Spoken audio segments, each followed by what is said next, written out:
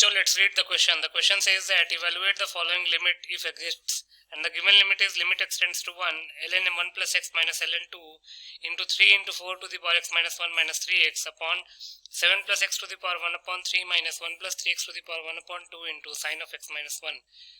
इस क्वेश्चन में limit extends to 1 ln of 1 plus x minus ln 2 3 into 4 to the power x minus 1 minus 3x upon 7 plus x to the power 1 upon 3 minus 1 plus 3x to the power 1 upon 2 time sin of x minus 1 की value निकालनी है.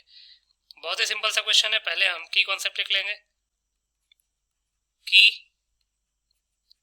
Concept तो limit में variable जिस भी value को tend करता है, अगर उस वैल्यू को उस फंक्शन में, जिस फंक्शन पर लिमिट अप्लाई हो रहा है, उस फंक्शन में पुट करने पे अगर कोई इनडिटरमिनेट फॉर्म आता है तो उस केस में लिमिट को इवेलुएट करने के बहुत सारे तरीके होते हैं. उनमें से एक तरीका होता है बाय यूजिंग स्टैंडर्ड लिमिट्स. तो इस क्वेश्चन में हम स्टैंडर्ड लिमिट्स को यूज करके इस लिमिट को इवेलुएट करने वाले हैं. तो पहले वो 7 इनडिटरमिनेट फॉर्म्स कौन कौन से होते हैं? 7 इनडिटरमिनेट फॉर्म्स होते हैं. 0 upon 0, infinite upon infinite, infinite minus infinite, 0 into infinite, 1 to the power infinite, 0 to the power 0 and infinite to the power 0.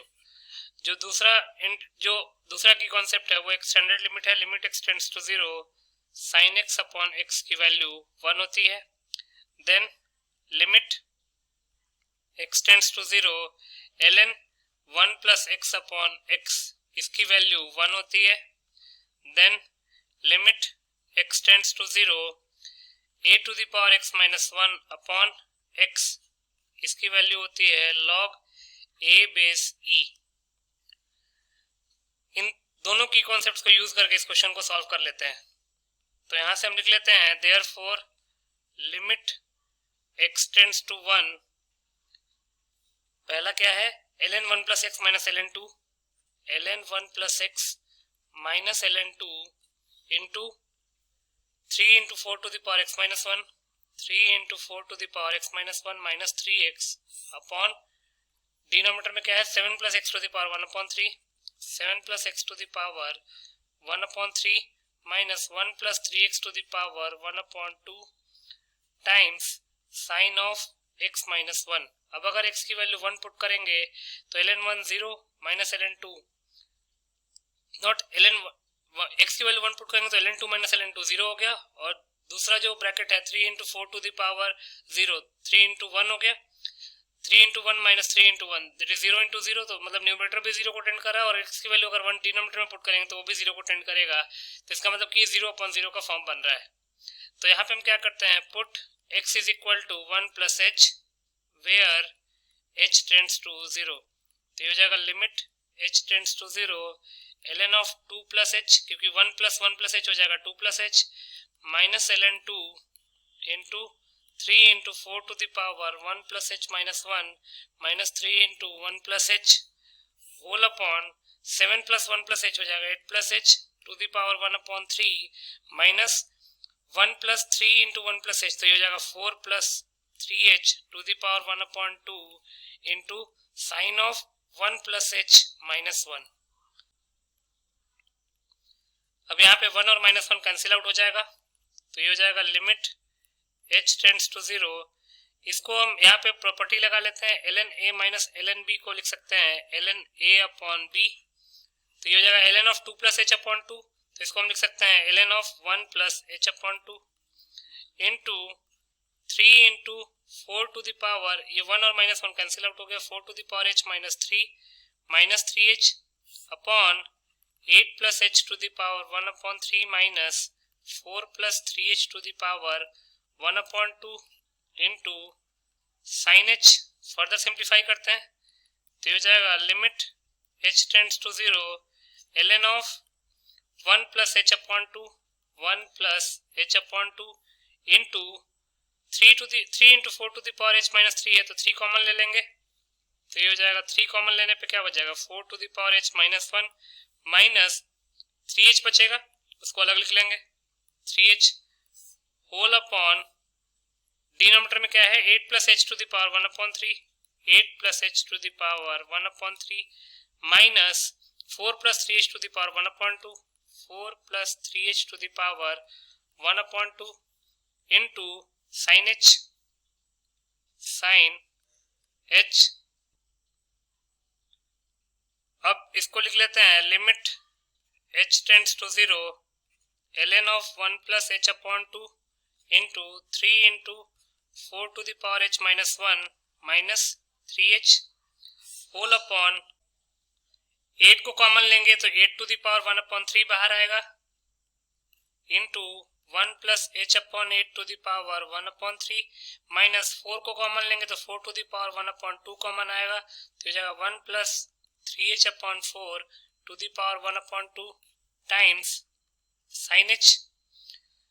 अब इसको सिंप्लीफाई कर लेते हैं तो ये हो जाएगा limit h tends to 0 ln of 1 plus h upon 2 into 3 into 4 to the power h minus 1 minus 3h upon 8 to the power 1 upon 3 क्या हो जाएगा 2, क्योंकि 8 को हम लिख सकते हैं 2 टू द पावर 3 तो हो जाएगा 2 into 1 plus h upon 8 to the power 1 upon 3 minus 4 to the power 1 upon 2 भी हो जाएगा 2 into 1 plus 3h upon 4 to the power 1 upon 2 into sine h। Further simplify करते हैं तो ये हो जाएगा limit h tends to 0 numerator में है ln of 1 plus h upon 2 ln of 1 plus h upon 2 into 3 into 4 to the power h minus 1 3 into 4 to the power h minus 1 minus 3h whole upon denominator में से 2 common ले लेंगे 2 common लेंगे तो क्या बचेगा 1 plus h upon 8 to the power 1 upon 3 minus 1 plus 3h upon 4 to the power 1 plus 3h upon 4 to the power 1 upon 2 into sine h।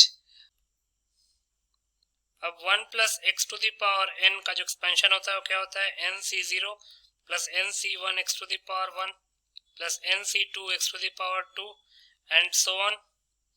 इसी expansion को यूज करेंगे डिनोमिनेटर के लिए तो ये हो जाएगा limit h tends to 0 ln of 1 plus h upon 2 into 3 into 4 to the power h minus 1 minus 3h whole upon 2 into 1 plus h upon 8 to the power 1 upon 3 क्या हो जाएगा 1 plus h upon 8 to the power 1 upon 3 है तो इसको हम लिख सकते हैं h अपॉन 24 क्योंकि nc1 into x to the power 1 तो 1 अपॉन 3 इंटू h अपॉन 2 क्या हो जाएगा h upon 24 and so on. ये फर्स्ट ब्रैकेट होगा minus 1 plus 3h upon 4 to the power 1 upon 2 है तो इसको लिख सकते हैं 3h upon 8 and so on into sine h। Further simplify करते हैं तो ये हो जाएगा limit h tends to 0 numerator में क्या है ln of 1 plus h upon 2 ln of 1 plus h upon 2 into 3 into 4 to the power h minus 1 minus 3h whole upon denominator में क्या है 2 इंटू अब यहाँ पे 1 और माइनस 1 तो कैंसिल आउट हो जाएगा h upon 24 minus 3h upon 8 आ जाएगा माइनस h अपॉन 3 और उसके बाद जितने भी टर्म्स आएंगे वो या तो h स्क्वायर का टर्म कंटेन कर रहे होंगे या फिर हायर पावर ऑफ h का टर्म कंटेन कर रहे होंगे। Terms containing h square and higher power of h into sine h।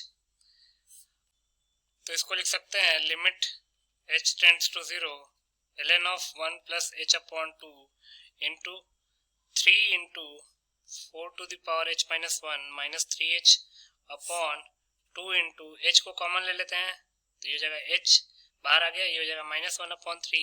अब टर्म्स कंटेनिंग h स्क्वायर था h कॉमन ले लिया तो टर्म्स कंटेनिंग h हो जाएगा terms containing h and higher power of h into sine h।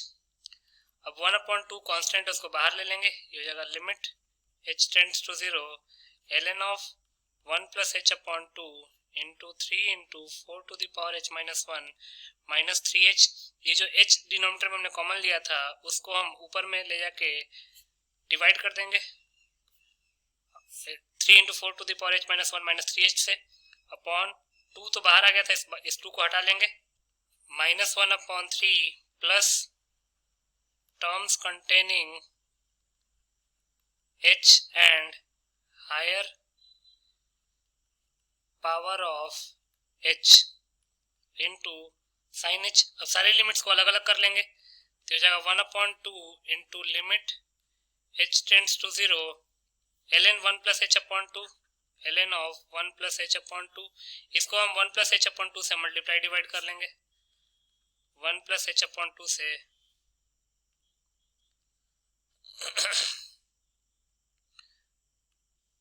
Further proceed करते हैं तो हो जाएगा 1/2 into limit h tends to 0 ln of 1 plus h upon 2 ln of 1 plus h upon 2 into 3 into 4 to the power h minus 1 3 into 4 to the power h minus 1 upon denominator में है h minus second term क्या है 3h upon h हो जाएगा 3 whole upon denominator में क्या है -1/3 plus terms containing h and higher power of h plus terms containing h and higher power of h into sine h।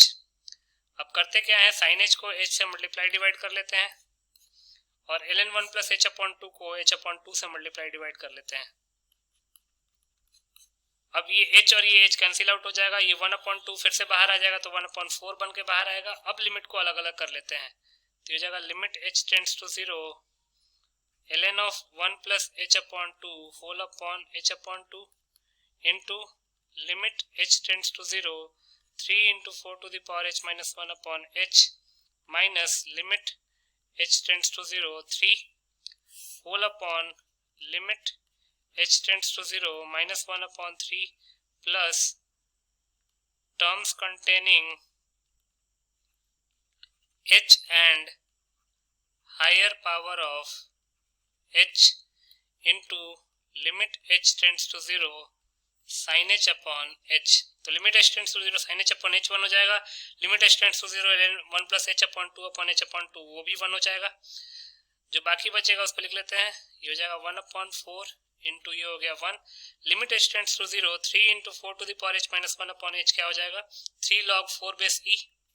तो हो जाएगा 3 log 4 base e, basically 3 constant है बाहर आ जाएगा और limit h tends to 0 4 to the power h minus 1 upon h हो जाएगा log 4 बेस e माइनस 3 क्योंकि लिमिट h टेंड्स टू 0 3 क्या हो जाएगा 3 अपॉन यहाँ पे हो जाएगा -1/3 और terms containing h and higher power of h में अगर h की वैल्यू 0 पुट करें तो सारी 0 बन जाएंगी इनटू 1।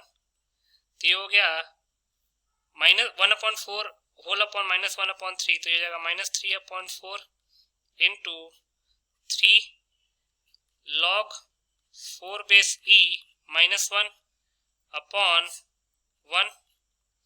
अब 3 और -3/4 हो जाएगा -9/4 तो इसको लिख सकते हैं -9/4 into log 4 base e log 4 base e -1 upon 1 है तो उसको एज इट इज रहने देते हैं। यही हमारा आंसर हो जाएगा। तो ये हो जाएगा -9/4 log 4 बेस e -1 या फिर मल्टीप्लाई कर लेते हैं तो ये हो जाएगा -9/4 log 4 बेस e प्लस 9/4 तो इसको लिख सकते हैं 9/4 माइनस 9/4 log 4 बेस e। ये हमारा फाइनल आंसर हो गया। तो लिख सकते हैं हेंस 9/4 कॉमन ले लेंगे तो जाएगा 1 minus log 4 base e is the required answer. So 9/4 times 1 minus log 4 base e will be your final answer. I hope you understood it well. Best of luck.